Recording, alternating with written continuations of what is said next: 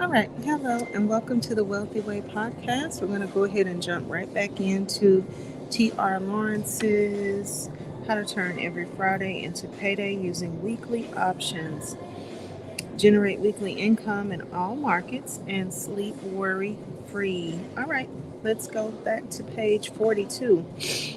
Let's see, Priceline Story, a classic example of manipulation. A classic that happened to me several years ago was Priceline. Priceline, and it's two words, price line, can cover a lot of ground, and $100 swings were not unusual. The chart looked compelling, and the earnings whisper what was, let's see, and the earnings whisper was that earnings were going to be a blowout. I bought what they call a strangle pre pre earnings and at the money call and put at okay and at the money call and a put at the same strike price with the same expiration date to hedge. One side would make money and the other would lose money. The drill was to exit the losing position quickly and get the most out of the winner. Earnings after the close were a pure blowout. After hours, the stock was up $65. I was salivating, waiting for the market to open. Before the open, Goldman Sachs issues a downgrade. The U.S. numbers were amazing, however, they did not like the softness of guidance in Europe. Really? At the open price line, at the open price line,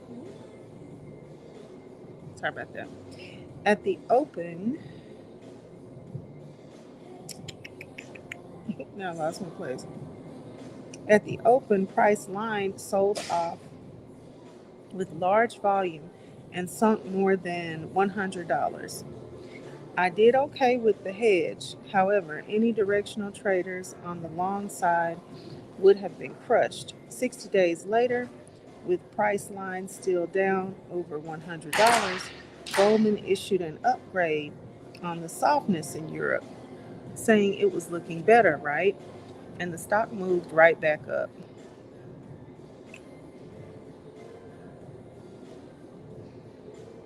Okay. All in all, institutional market markers were a big deal when it comes to shaping stock market psychology. Their actions and words can really impact other investors and set the tone for the market's behavior. Fear and greed. Subtitles. Fear and greed are two emotions that have significant impact on the stock market. Fear can cause investors to panic and sell their stocks, while greed can lead to irrational buying behavior and excessive enthusiasm. Amateur gaps. These emotional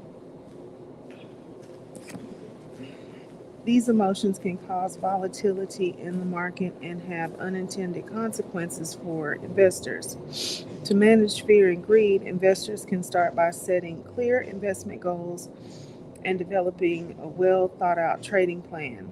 This can help investors avoid making impulsive decisions based on emotional responses to market fluctuations.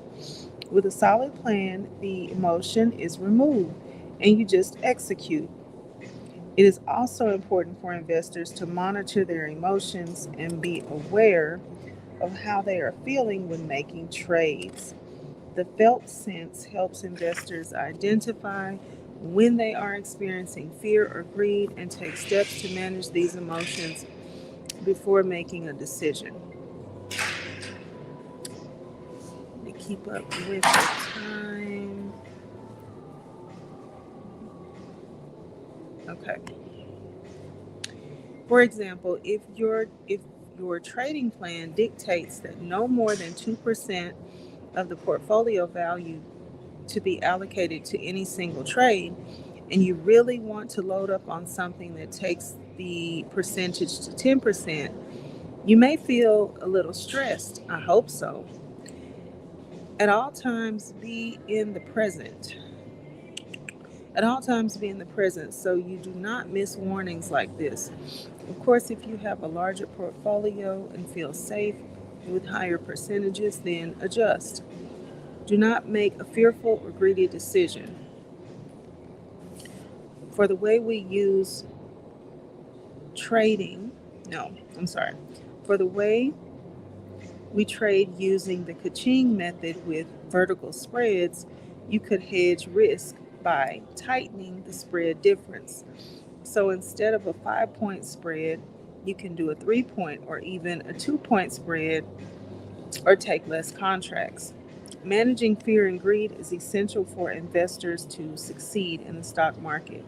By setting clear goals, monitoring emotions, using risk management tools, and seeking support when needed, investors can make informed decisions and avoid being driven solely by emotional responses to market fluctuations.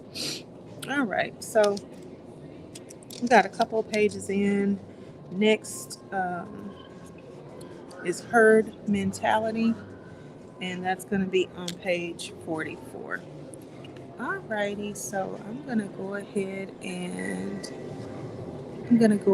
head back where I came from. I'm gonna head back in. This has been my break time, and it is coming to a close. So I want to thank you so much for joining me today, and I will see you on the next reading time. Okay, bye bye.